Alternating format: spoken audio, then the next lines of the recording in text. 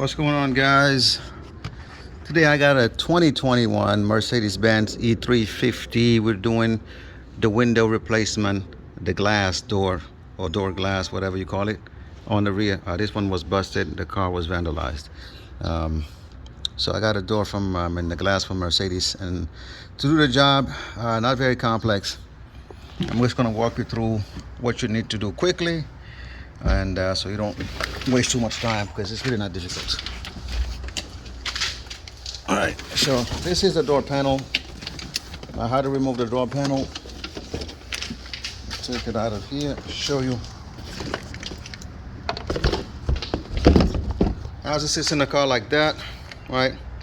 Essentially, you're gonna have, I think it's a 27, T27 here, and another one right there at an angle.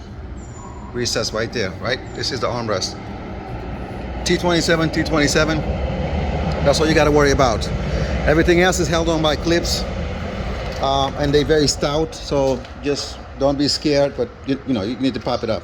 After that, when you pop all the clips out, that's what you see in the back here. All of this orange stuff, this is all body clips.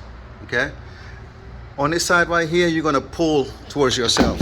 It's like a BMW. If you ever walk on a BMW, instead of like lifting it up, you got to pull back. Once you pull back, it'll be detached. So now you have only this, the knob here to contend with. So this one now you can just kind of pull up a little bit. Then you have all the connections from this side to the window regulator assembly. Of all the connections, all you got to worry about is removing this black one right here. The one at the speaker, you don't have to remove the speaker. I was trying to remove this one. It was kind of stuck, so the speaker came out, but it's no problem. It just goes in. There's nothing else. It clips in.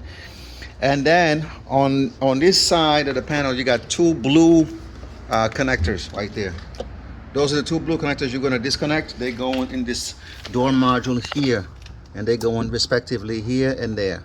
Once you remove that, and you remove obviously your lock actuator cable there, you know, just pull up basically, and that's about it.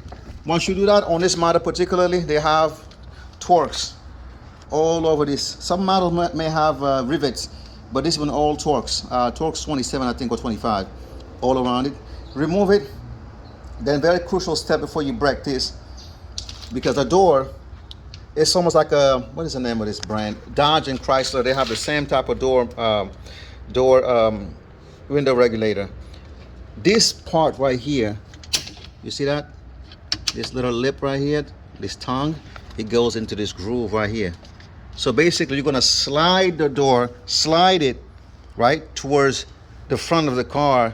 I mean, not the door, slide the window regulator towards the front of the car, then lower it. That's how you're gonna take it out.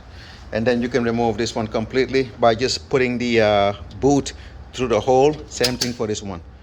And that's about it. I don't need to remove the wire. You could. The wire goes into the door actuator. If you want to go ahead and remove it and take this completely out, that's your choice. For me, for what I'm trying to do here, I don't need to do that. So I'm just going to vacuum some of the leftover shards right there, and then we'll be ready to put the oh yeah, how to remove the door, the glass, I guess. If you need to remove the glass, say you're doing an actuator job. I'm not doing an actuator job, but if you was doing an actuator job and you need to remove the glass, you will have to put back the door panel loosely, because the connector for the window switch is connected to the door panel. I don't think it comes apart.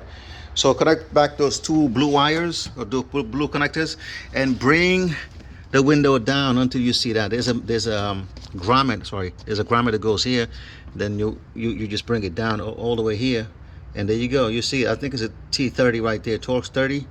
Remove it, and then as you can see, this is what is happening here. The glass is being pinched right here. So once you remove that bolt, remove your glass, then you do the rest of what I just explained to you. So this would be basically first step before even removing any of these things. If you're doing a window regulator, in my case, it doesn't matter.